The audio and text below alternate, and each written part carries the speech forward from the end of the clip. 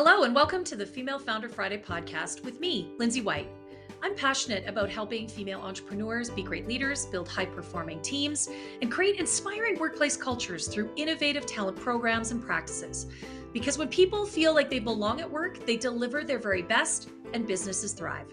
The Female Founder Friday podcast is all about connecting with the most incredible female entrepreneurs to talk about their journey to creating their own business, the mistakes they've made along the way, and how they view their own leadership. And I'm challenging all of my guests this season to take my leadership style quiz. And during each episode, we'll be digging into their leadership style and how it impacts the way they lead in their life and their business. And if you're interested in learning more about your leadership style and want some of my top tips to help you lead more effectively, you can take the quiz right now. Just check out the show notes or head over to highvoltageleadership.ca and click on the button at the top of the page that says Take the Quiz. Then you can share your results, connect with my guests, and join the conversation on Instagram by following me at High Volt Leadership. For over 2 decades, my next guest, Erica Castner, has been helping business leaders increase their influence and impact and be more productive and purposeful in their work.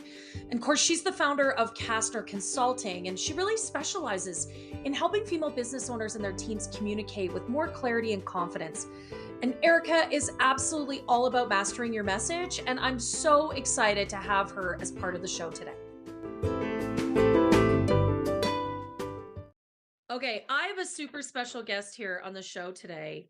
My good friend and someone who I have endlessly wonderful and interesting conversations with, Erica Castner. I just love it that you're finally a guest on the show. It's been a long time coming. Yay. Thank you so much for being here. I appreciate it. I'm super stoked. I know the last time that you and I had a conversation, we got done with the convo. I think it was supposed to be like a 20-minute like catch-up chat. Well, like, I don't know, an hour later, Right? we were like, oh, wait, we should have recorded all of that because it Yeah, was like we so could have hot. just It was made a so amazing. podcast out of it. I know, And right? so let's just make a pact from this point forward that we're only going to record our conversations and then, yeah, take it from there. Yeah, and we'll edit out anything we feel is highly inappropriate, and then we'll just share the rest. Um, No, we can throw that inappropriate stuff too. I totally love it. But we do. We have the best conversations. So that's why I'm really glad to have you. You've had me as a guest in the past. I'm so glad it worked out to have you as a guest because we really do have really rich, interesting chats, and we cover a lot of ground in them. We'll try and keep it kind of on topic today. We'll do our best. Everybody Exactly. that's listening, we're not making any promises. We'll try and keep it to a half an hour because that's what's appropriate. But the one thing, I think I know snippets of your journey to being a female founder, but the truth is, I don't know if I even know the whole story. So I'm super interested to get into that with you today. Tell us that backstory. Yeah, so I guess to snapshot it in a real concise way, I for the first half of my career, I would say for the first 15 years of my career, I was predominantly working for other organizations and I always found myself in roles that helped people put their best foot forward. So I had worked for Clinique Cosmetics, Lancome Cosmetics. I had a brief stint in different clothing environments. I eventually got into the service world and I was working with professionals and helping them connect the dots in the Chamber of Commerce space. And so I had always had some sort of connection with helping people position their best essence of themselves. But Mm. in the back of my mind, Lindsay, I always had this inkling that I was meant to do something on a bigger level with that skill and that kind of connection point. And so in 2015, I finally found the courage within myself after 15 years of being employed for other people. I finally found the courage to start my own small business coaching firm. And at first I was like, okay, this is a great way for me to think about helping female small business owners figure out their business plan and make sure that they're staying the course. And that's how it's going to roll. Yeah. But I discovered in that process, especially in those first 2 years, that there were women coming up to me for so many other things like, hey, you know what? I want to position myself from a stronger, more authoritative space. And how do I do that in a way that connects with people and attracts them to my audience? And I was like, wait, nope, that's not what I do. That's not what I do. I can't help you with that marketing piece. I can't help you with that branding piece. I only do this. And it wasn't until like a mentor of mine got a hold of me and said, girl, if you have 25 people coming up to you and asking you to do something, figure it out. And I'm like, okay, yeah. So in 2018, I was still doing a lot of that small business coaching. I had worked with small organizations to help with their workforce development on some level. But in 2018, I launched a separate division of my company that was really helping people in that online presence space and personal branding space. And again, it was so funny that looking back on my career, I had always helped people in this like putting your best foot forward presence. But now I was doing it in like something that felt more organic, something that felt more connected with their words and their mindset. And so thank goodness we did that, because in 2020, a lot of my a lot of my in-person workforce development stuff fell by the wayside, but we were able to launch a separate division. And now we operate today. It's wild to me, Lindsay, because today you mentioned earlier that you were a guest on my podcast. That podcast reaches people in my ideal clients in 26 countries today. Wow. And so it's just crazy that having the courage, 8 years ago, to make that step forward has created opportunities to connect with rock stars like yourself and all these other people, all these other touch points, and challenge myself in ways I never thought possible. I love that. I love the evolution of that, right? And that the linchpin in that evolution was your own mindset. Yeah, for sure. Yeah. And I think that, and we'll talk about this today, I'm sure, but there's so many, I find that especially female founders in general, and we have a whole audience listening of female founders, that I don't want to like stereotype us, but we do have a tendency to think about, okay, well, can I evolve? And if I'm like putting myself in this one capacity, do I have the freedom and flexibility to evolve? And so as I witnessed that for myself, it was like a big aha for me. And that was like that calling card that was like, hey, girl, you need to help other people do this. And so it's amazing what's been able to transform in this last 8 years. And I know I'm not done yet. So it's an exciting time. And I'm sure we'll dive deep into some of those other mindset lessons as it relates to female founders today throughout our chat. Right? Because that's what we talk about. That's right. But I do love that. And I think that that's such an interesting, nuanced comment. Do we believe that we have the ability to evolve and transform ourselves in terms of the work we do? And that, in fact, that work is never done. No, we're forever students for sure. Well, for real, every day is a school day when you're an entrepreneur. I don't know who coined that phrase. I use it all the time. Every single day you learn something new. And most importantly, you learn something new about yourself. Exactly. Or your processes too. And that there's something that comes to mind right now. I don't know why I just thought about that, but like, I find that even in the process of being an entrepreneur, or like the process of bringing people into your, whether it's a team member or your client, like some of that even has to evolve too, because I don't even know why I'm going down this road right now, but like, just that element of making sure that you are like, things aren't set in stone, and we can make those changes. We can shift, we can pivot, we can call the shots. And so for anybody that's listening to this right now and thinking, oh, I have to make it a certain way, or I started this path that way in a certain capacity, it doesn't have to be that way forever and ever and ever. Like if you don't like it, change it. That's the freedom of being a founder. Yeah. Yeah. And isn't that why we get into these businesses in the first place? Because a lot of what we want is freedom. We want flexibility. And I think what came into my head as you were talking about that is that it doesn't have to be wholesale change. I talked to a guest earlier who really thought in her business that she had to completely pivot, do a 180 and go in a different direction. And lo and behold, it didn't work out. You don't have to do that, but it's an evolutionary process. It's that incremental change. Maybe it's a tweak in what you do. Maybe it's a shift in the language. Maybe it's a different way to deliver your service, but it's always sort of evolving, and evolution is slow. We know that, right?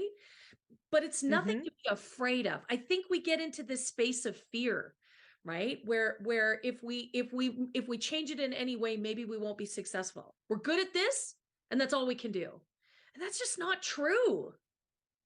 Yeah. If it wasn't for change in 2020 for a lot of us, like there would have been, there could have definitely been more catastrophic losses as it relates to entrepreneurship. And I do realize, I mean, I'm not blind to this at all. There were a lot of people that didn't know how to pivot. They didn't know how to switch things up. They didn't know how to reinvent the wheel. But for those that were able to stick that out and try different things, that transitional period really allowed a lot of the creative entrepreneurs and the ones that were going to be fearless in that moment. I mean, I was scared. I didn't know what to do. In a lot of ways, there were a lot of things that I was doing where 90% of my contracts in 2020 were essentially wiped because the work that I was doing, it was requiring me to physically be on premises, and people didn't want to do things virtually until they had to. And even then it was an awkward transition. But that forces you to do something like that. It's always going to force somebody to make that change. But I guess what I want to circle back to and what you said is that it doesn't have to be this grandiose thing. No. It doesn't have to be a complete shift. It can be those incremental things. And what's cool about the incremental changes is if it sucks, so what? I mean, like, you tried it and the data is in the doing. I mean, like you're going to get information on what to do next by doing the damn thing. And if you don't do it, like, you're not going to know. So you might as well just do it. And if it flops, well, at least you have information that's going to let you know, hey, that didn't really go as planned, but could I do it differently? Could I make a different change and do something over here? And so a mentor of mine actually gave me that advice a long time ago. And now I'm a little more at peace. It still freaks me out when I have to make those changes sometimes, but I'm like, okay, this is just one big old science experiment. I'm going to get some information that's going to guide my next decision if I just do this thing. You know what? I really like that. I think that is really powerful, that to approach it as though this is all data, this is all insights, all information. Because I think we get really, that saboteur, that negative self-talk gets us really invested in how this could go wrong and the 101 ways we could really screw this up. But in fact, when we actually step back and we stop that negative chatter, you're right. It's all information. We assign good or bad. And the truth is, it's not all bad. In fact, there's lots of beautiful stuff that comes out of failure. And a lot of that is just information, feedback, data. Yeah. And I'm not a data girl. I mean, like, No, my husband, who's definitely more like spreadsheets, I mean, he just loves the data. And I'm generally, it is wild that being on my capacity, I'm not necessarily led to data. I'm more on that creative side of things. But it is, when you look at it in that linear sense of like, these are all just connection points to driving my next decision, you can kind of rest assured that, like, even if the decision that you make isn't going to go in the way that you thought it was, then you at least know what you need to do different next time, what you need to do more of. I mean, there's just some sort of intel that's going to give you your next clue. I really love that, because I do think we get really hung up on and certainly for so many of us, we have that perfectionist saboteur, right? If it's not perfect, it's bad. Like, we throw out the baby with the bathwater, as they say. And the truth is, even if it's not 100%, there's a whole lot going on in that 99 that you can use in a really valuable way. And I think when we get out of that binary, that black and white sort of thinking process, that's when we can get strategic about our business. That's when we can start thinking and seeing possibilities in a variety of contexts. Like, we don't have to be so narrow. So I really love that. And I love that, I mean, there was a lot of bad shit happen in COVID. Like, I think we are all still processing a lot of that, but it forced so many of us to really rethink and to be pushed into places of discomfort that then actually resulted in some really remarkable things, like, for you, right? You got right. Yeah. And even like you and I mean, we connected in another organization, and that connection point, I don't think would have happened as quickly if it wasn't for the transformation of what we all experienced in 2020. I mean, who knows, maybe we would have at some point crossed paths because, you and I do have some mutual connections, but it probably wouldn't have happened as fast. And, the point, as you were talking there, like we have an opportunity here to really think about, okay, if we are in that energy of embracing the change, if we're in the energy of just saying, okay, well, what is this lesson teaching me? It's going to open us up to so many other conversations, so many other opportunities to connect. I know, we've connected each other to other people. And so sometimes it is scary, sometimes having those relationships or stepping outside of your comfort zone in that capacity can be really scary, but there's a lot of really cool elements that come out of that. And so if we just embrace that and just say, I don't know what's going to happen, but if I just move forward and I push play on whatever it is that I'm doing, there's something in here. There's a reason why I'm being called to it. There's a reason why it's coming up in my face. There's a reason why it's on my desk, because it's meant for me, and it's meant for me to experience it and to grow from it. Yeah. Oh yeah. I really love that. Like, you can be scared. You can feel uncertain, and you can do it anyways. Right. Yeah. Yeah. And that's actually, I think that's really important. Like, being uncomfortable is okay. We get really locked into, only do things that give you joy. Only embrace, like, some of this toxic positivity stuff that actually, it's such bullshit. And this is where you and I were like riffing like a few weeks ago, right? We're like, can we stop with this whole like, oh, I just need to be in my zone? It's like, no, do you know how many times I have put myself out of my flipping zone? right. And oh my gosh, I mean, had I stayed in the zone, I would not be where I'm at today. No, So yeah, a lot of this stuff in terms of growth is going to be uncomfortable as all get out. I was telling a group earlier today, I have a facilitated program here locally for a bunch of women that want to up-level their professional development. And Lindsay, it was so wild because we were talking about this whole element of like the growth is going to happen when you're consistent with stuff that doesn't feel comfortable. Yeah. Like, yeah. And so when you're in that element of doing stuff, and it does, like, I'm a triathlete, and some of our audience, like, they probably don't know that, but like, there's times where I have to get up at 4:00 in the morning to do a training. Do I really, really, really, in my heart of hearts, want to get up at 4:00 in the morning to do a training? Hell no. But do I do it because I want to cross the finish line? Yeah. So same with our businesses. If there's something that we're doing, it's not always going to quote unquote bring us joy. There's going to be things that are going to be tough. We're going to have tough conversations, especially if we're leading teams, especially if we have to fire clients. I mean, if clients are breaking boundaries, I mean, those are tough conversations to have, but you're going to be better on the other side of it because you're setting intentions, you're setting expectations, and you're not being passive about it. You're in the game versus sitting on the sidelines. I would rather be 50% in the game than 100% on the sidelines. Period. The effing end. Like, totally. I'd rather be 50% in the game than 100% sitting on the sidelines. And so if you can just say, I'm not always going to be 100%, and that's okay, but I'm going to give it my all. I'm not always going to be comfortable, and that's okay. But be in the game and don't be in this passive, like, oh, it doesn't bring me joy. And it doesn't, it's bullshit. Total bullshit. It is. I love it. I love every word you just said. Be in the game. Thank you. Be like, I think about the Teddy Roosevelt Man in the Arena speech. Be the man with the dirt and the dust and the sweat on your face. It's not always pretty. It's not always comfortable. It doesn't always feel good. But you know that you are in the arena. You are playing the game, and you're in it to win.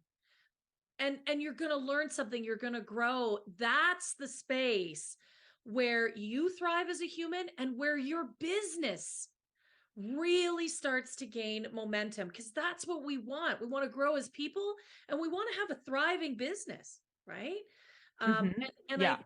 I think that's exactly it. Just be, even if you're only 50% in, be in. Right. Exactly. And to your point about the Teddy Roosevelt speech, and you and I, it's so wild that okay, y'all, you kind of are getting a glimpse into me and Lindsay's chat from the last time, because we were definitely talking about this, and we got on this whole Brene Brown kick and how much we love her. And so the whole thing is that, I have found in my own experience in leadership and my own experience in building my company, there were moments early on, and let's be honest, I find myself in that same scenario in certain occasions even Sure. today, right? Yeah. But way back in the day, I remember listening to people's opinions that were not in the arena. Yeah. And fortunately, a friend of mine had sent me that 99U conference that Brene Brown did. And it was basically an ode to Teddy Roosevelt's speech, The Yeah. Man in the Arena. And it blew my mind because when I heard her speak on that 99U conference, a lot of people love her for her TED Talk and her Oh, books and her podcast today.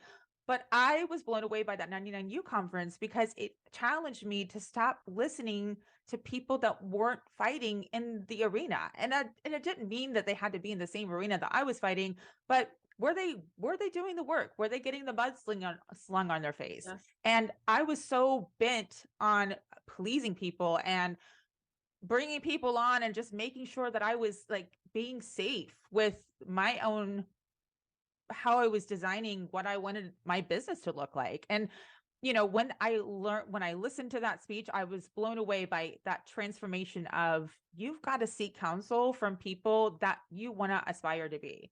If you're taking opinions from people that ain't doing what you want to do, it's only going to hold you back, and it's only going to put you in that constant state of, am I making the right decision? Am I going to be perceived as a good person? I mean, no, like, so Yeah. Yeah. yes, I want to make people happy. That's my nature. But at the same time, like, I'm only going to take opinions and feedback from people that are actually doing the damn thing. And Yeah. if they're not, cool, that you do you, boo, but I am so not interested in listening to your feedback. No, for real. And let me, yes to all of that. And the gurus on Instagram and TikTok, not in the arena, just to be clear. The gurus, Yeah. not in the arena. So do not count their opinion for very much. Because I think sometimes we get confused about who is in the arena and who is not. And if it's an Instagram Yeah. influencer, it is not in the arena. It is not playing with you. You are not the same. Yeah. They're not there to help you. Just to be clear.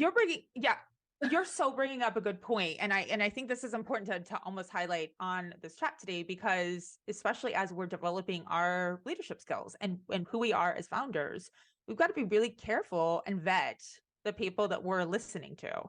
Yes. And it's cute to take on a quote, right? I mean, it's so cute. And so like, so we need that moment of fleeting inspiration.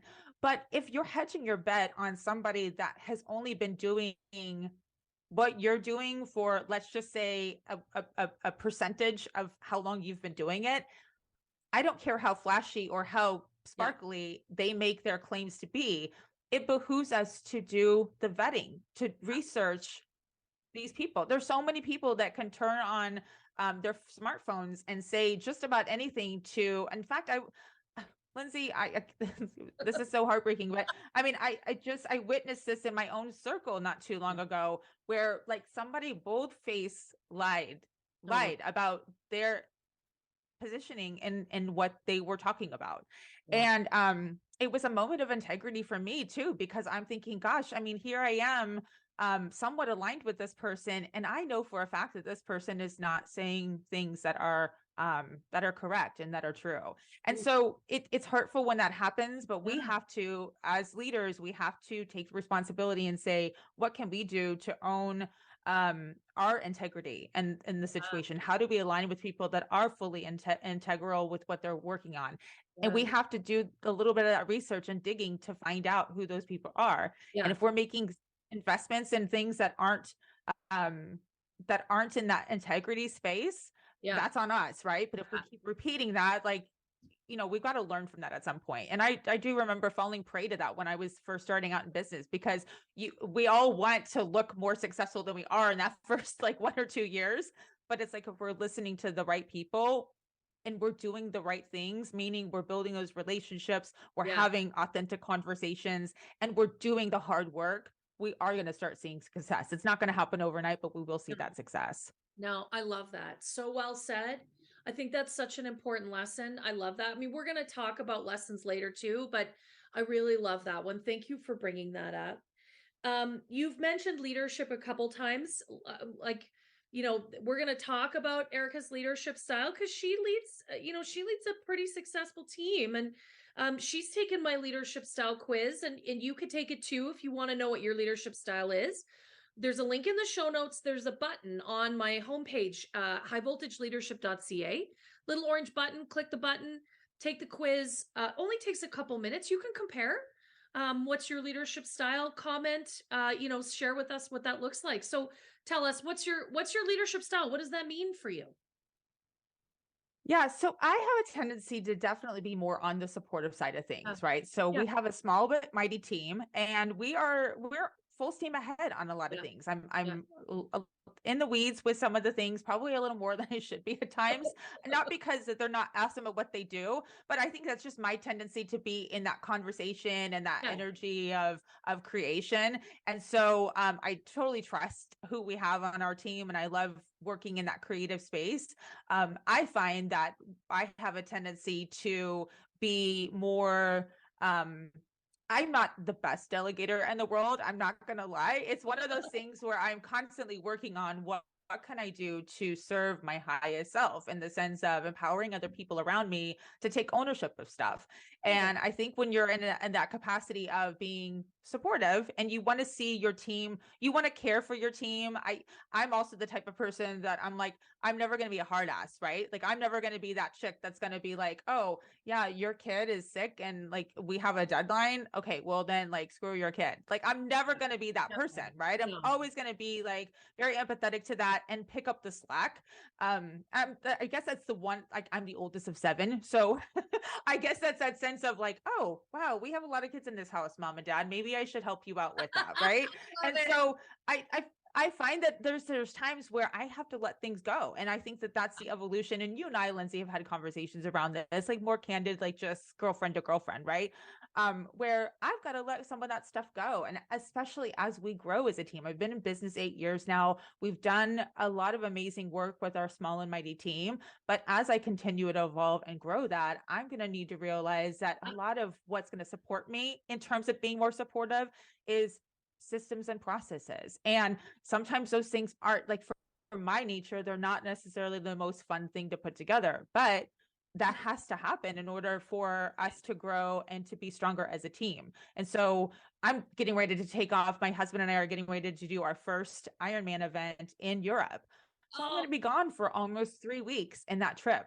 And I'm a little stressed out, a yeah, little freaked out. I ain't gonna lie. But at yeah. the same time, I do realize that I'm okay. I mean, the things that we've done up to this point, we're good to go. We're solid. And I feel like I've led them enough to know that they've got my back, I've got their back. And I'm not too, I mean, I am stressed, but like I know it's gonna be handled and it's gonna be great. Hey, listen, it makes sense. We put so much of ourselves into these businesses. And then, yeah, that first time that we really have to set it down and walk away in a meaningful way, because you'd be like 6, 8 hours ahead. Something goes Yeah. wrong. You may be asleep, right? That Right. that there's no doubt. Like, just acknowledging that that gives you a little anxiety. I think Hmm. that's totally fair. But that you really have done the homework and you have the team. I mean, I talk about this constantly. You've got to have the right people doing the right things with the right processes and programs to support them doing great work. When you have that, yes, you can feel 95% confident they got it covered, right? And if the 5% Yeah, happens, you'll manage it. You'll manage it. for So sure. I love that. But I do think for so many leaders, especially in our small businesses, man, it is hard to delegate, right? Like we just put Hmm. our blood, sweat, and tears in, and that makes sense. But the business can't grow if we don't stop touching it. Like we really, Yeah. really, and and I'm speaking directly to, whoever's listening. If that's something Yeah. that you are struggling with is to get out of your team's way, you're the problem. It's the Taylor Swift song. I'm the problem. It's Yeah. me. You are hamstringing your business Yeah. if you can't let your team run. Exactly. And I've been in that situation where, like, especially this goes back, well, this actually more recently when we were shifting gears in the lovely period of 2020 and 2021, and we were rolling out some new initiatives, and it required me to provide more direction than I had in the past, like Yeah. on certain things, because we were doing some new things. And I was second guessing myself. I mean, like most of us was during that time frame. And it was stopping people like on my team from actually doing what they needed to do. And it wasn't until I had one person, she handles a lot of the tech aspects behind the scenes. So like, making sure all the, like, if you're going to sign up for my lead magnet on my website, like it's going to actually take you to the thank you page and all the things, right? But she was like, girl, you need to, I mean, she was like really bold about it. She's like, girl, you just need to do this. And she told me exactly what I needed to do. Like, she was just like, this is what you need to do. You need to simplify it. And I was like, okay, yeah, I get that. That totally makes sense. But it wasn't that I didn't trust her. It was just that I was so reliant on my own, like, oh, well, I'm the one that has to do this part of it. And she just took the ownership of it. And once she started doing that, it changed the dynamic of our relationship. Cause I'm like, okay, can you take it? Can you run with it? Cause I'm going to overthink it 27 ways to Sunday. And she's like, yeah, I got you. This is what you need to do. And so, like if for our listeners out there that are like procrastinators, perfectionists, second guessing themselves, sometimes just having somebody take that off your plate and actually doing it, they don't have any attachment to it like you do. And so, like, of course you're going to second guess it. But if they're on your team and you trust them and they've got your back, they're going to push play on it, and they'll still make you look good, but you're not going to run into that interference of second guessing yourself because they're not in it like you are. And they're not going to second guess it for you. They're going to be like, nope, this is what you need to do. Boom, we're doing it. So love it. And I find that when I release it, it's a lot more empowering for everybody on the team, because then people can get shit done. It's great. Let them do what they're supposed to do. You said something really important in all of that I think is like super key, that you really thought that you should be like, you had to be in charge of that. You had to figure that thing out. And in fact, I think that's a lot of what happens for us. I'm as guilty of it as the next female founder. Mm-hmm. We think that we have to make every decision by ourselves. We have to figure it all out, all on our own. We have to have all of the ducks in a row. We have to have all the shit in a pile before we can get our team involved. And in fact, what you just demonstrated is that that's exactly why we have a team, is to lighten our load, to help us. And when we allow that space and the safety for them to come to us and say, hey, I've got an idea. I've got this figured out. Give this to me and I will make it like, we don't have to do it all. That's actually the opposite of growth in a business. Right.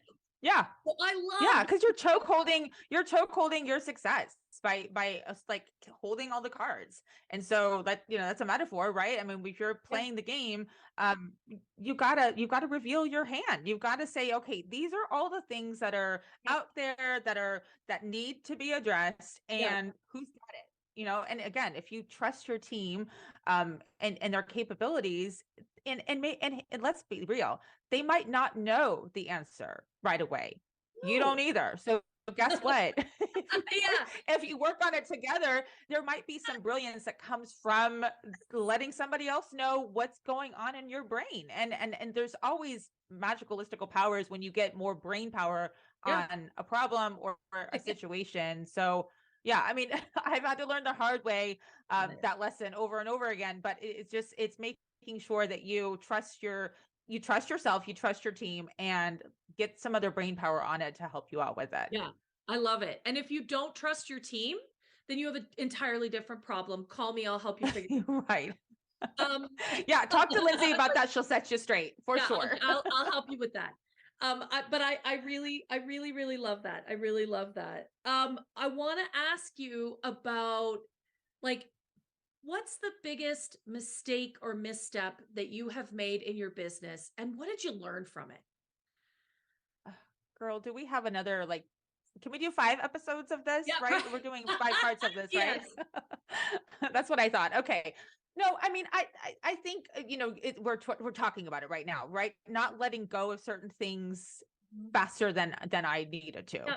right? And I holding all the just the metaphoric strings in my hand and not being able to like release that. And it crushed me in a lot of ways. And especially in that pivotal time where the whole world was changing, there was so much uncertainty. I witnessed it in the first year of my business. And we all go through that, I think, in that first 1 or 2 years, because we're trying to figure things out. But when here I was in 2020, and I'm like, oh, we're gonna have like the most amazing year. I mean, this is my 5th year in business. I'm riding the success train of like what was happening in year 3 and 4. And then it was like all of that shit came to a like rushing stop. And Yeah. so having that fear and that uncertainty cripple you, and then feel like, okay, I I don't know if I even trust myself. I trust the people around me, but I don't even know if I trust myself right now to make these decisions. And Yeah. so I think going back to something I said earlier in this conversation, the data is in the doing. If it's going to mess up, I would much rather do it and know versus being fearful of the mess up without knowing, without doing it, right? And the only way that we're going to be able to know if things are going to work out, if we're going to like whatever decision we're making, if it's going to work out, is that we actually have to do it. We have to either we do it or we trust our team to do it. And so there was 2 things in that. The lesson being that, one, there were certain things that I didn't let go of fast enough, and Yeah. 2, I didn't trust myself enough. I was always second guessing myself. Yeah. And I didn't actually do it. I was like, oh, okay, well, I was working out the 27 ways it could go sideways versus just saying, let's do it. And then figure out if that worked or not. And stop worrying about the endless possibilities of how it could go wrong. Right? Because our mind can cook up all sorts of that stuff. Like that's what our Mhm. brains are like really programmed for, is to think about all of the risks, all of the mishaps, all of the shit that could Yeah. go sideways. It's so funny because one of my favorite coaching questions, one of the questions I ask very frequently as a coach, is actually a question that my mom often asked me. And that was, Mhm. what's the worst that could happen? And the Mhm. truth is, so often for the female entrepreneurs that I work with that are cooking up the 27 ways that it could go badly, Yep. stops them dead in their tracks. Yep. Like, what's the very worst thing that could go wrong? Normally, it's about losing money or losing clients. Okay, Yeah. you can't make more money? You're not going to lose your And you business, can't get more clients. but you're not going Right. to I mean, what you couldn't go yeah. get a client tomorrow. Like, come on, like you're successful. Like this is something you're a genius at, basically. Like, what is the absolute worst that could happen? And normally, what the worst thing is, well, I could fail. Well, welcome to being an Mm, entrepreneur. Like, buckle up. exactly. If you don't want to fail, you definitely 100% do not want to be a small business owner, because being an entrepreneur and failure go hand in hand. And Exactly. And you probably right? don't want to talk to people either. I mean, let's Yeah. be real, because there's always going to be like putting the wrong word out there and saying the wrong thing to somebody and offending somebody, like, I mean, not intentionally, but Yeah. yeah, I mean, that's all part of that human experience. And so if we dare ourselves to be Yeah. more bold in those Yeah. decisions, and I'm probably quoting Brene Brown somewhere in this mix, but if we're finding that courage within to literally step into whatever that next scary decision is for you, Yeah. like the worst case scenario is probably not like, if you're not going to physically lose a human in the process, right? Either Yeah. lose yourself and death or your family member or whatever. I mean, I think those are worst case scenarios, right? Like if somebody said, okay, if you screw up, your husband's going to die. Oh my gosh, I would be Completely so different. devastated. But the likelihood of that happening, like in the business context, like Infinitesimally there would be a lot of shit that would have to go sideways in order for Yes. that to happen, Yeah. right? And Yeah. so many of that would not even be business related because we're not even in the same business. But yeah, I Yeah. mean, but that fear crushes us and it cripples us. So, going back to getting out of the mistake of don't let that scenario play out in your mind, that negative scenario play out without actually doing something about it first. If you have evidence, if you do something and you have evidence that it's going to cause an outcome that you don't like, then yes, pay attention to that. But if you're just if you're guessing that that's Yes. going to happen, that's the problem. And Yes. that's where we cripple our own ability to show up and kick ass and take names. Right. And I love the delineation there. If you actually have data that proves that that is so risky as to be avoided, that's one thing. But if you don't Yeah. have any data and it's just your own internal saboteur that's cooking up Hmm. 27 different ways that this could go wrong and none of them actually are likely to happen, then Yeah. yes, that those two things are very different. And I love that you delineated those because that's actually key. Because our brain is just cooking up crap. It's got no data to back it up. There's no evidence, right? Yeah. Yeah. Yeah. And even if like taking it back to my work, especially as it lays today with me helping especially online entrepreneurs position themselves a little more strategically, even if like let's just say in the simplest form, a social media post doesn't go the way you hoped, right?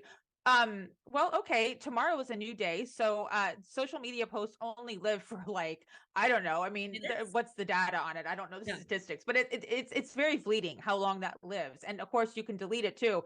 I mean, here's the thing. I mean, if there's some sort of scandal that's tied to your social media posts, somebody tomorrow is going to create more scandal and they'll be onto that thing. And Yeah. so like that, if that's your worst case scenario, like, oh my gosh, if I say something and it's going to be perceived as offensive, yeah, obviously if you're being a jerk and you're being, but most Yeah. of our listeners here today are not No, jerks. I mean, no. they're wanting to make impact and change in this world, Yeah. but you'd have to also put it into the correct context as well too. So, Yeah.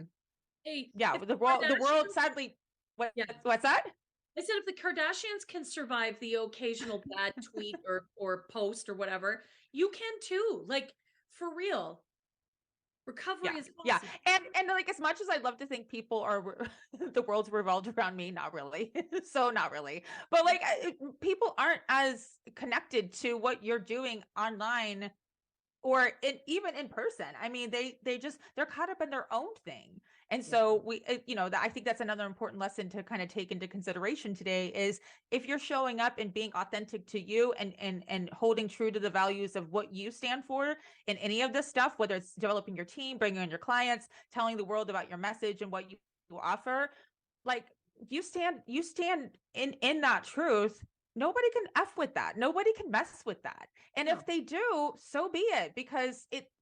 especially if they're not somebody that you would value their opinion because they're not doing the damn thing, they're not doing the work, they have no experience with doing what you're doing, take it with a grain of salt, take it in the correct context. If it's 20 people that you admire and respect and they're all telling you, girl, you need to get it together, listen to that feedback. But if it's 20 people that that are just trolls on Instagram, Who cares? probably not people you need to be like talking to or engaging like Yeah. the thought process on what they're going through right now. Yeah. No, Like it's not just not relevant worth it. anyway. I love Mm-mm. it. Yeah. We could do like for real, like 4 more episodes coming right up. Um, I really, I don't know what you're going to title this episode, Lindsay. Like, I feel like we've been all over the place today. Hopefully, if you're still with us, you've gotten some sort of, you got some value out of this conversation for sure. I've had a lot of fun with it. I Haven't you, Lindsay? yeah, oh, totally. No, I love it because I mean, I think there's a theme here in all of this. And so many interesting thoughts that connect back to that theme of like you can do the risky thing. You can have courage. You can be uncomfortable. And just get it. Just go get it. Just do it. And that's absolutely possible for all of us. And I really love that. Thank you so much. I mean, every conversation we have is meaningful, but I'm glad we hit record on this one. And Yes, sure, girl. Same. I sure appreciate it. Thank you so much for being on the show. Thank you, Lindsay. Keep doing amazing work, my friend. I'm so proud of all the success you're having in this world and this podcast. So you're rocking it, my friend. Thank you. Thank you. I really appreciate that.